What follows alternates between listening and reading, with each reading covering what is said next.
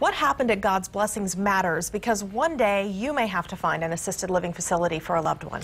But as KXAN investigator Brian Collister discovered today, the state agency that regulates licensed assisted living homes could do virtually nothing in this case. He joins us live with more.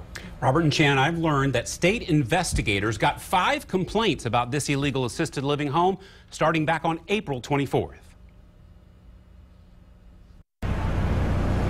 It just really requires a cooperative effort between several agencies because we don't have authority over a facility that's not licensed. God's Blessings was required to be licensed as an assisted living facility because it was providing certain services to 4 or more people, including dressing, bathing, feeding, and providing medications.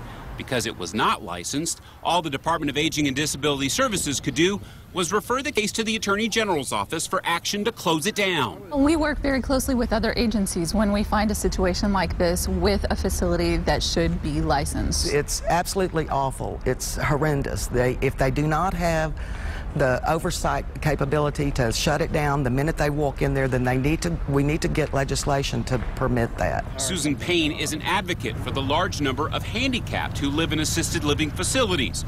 She says DADS' lack of authority over unlicensed facilities must change.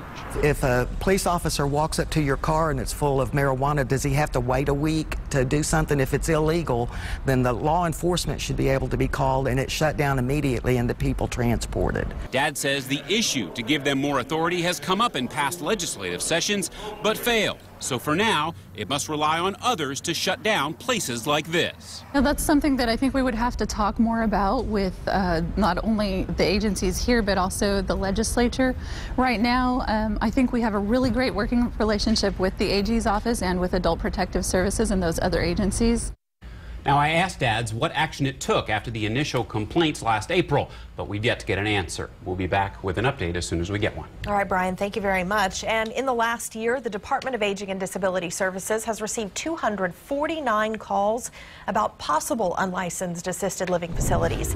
Here in Austin, the state investigated 13 of the 14 facilities allegedly operating without a license. 11 of those investigations were completed.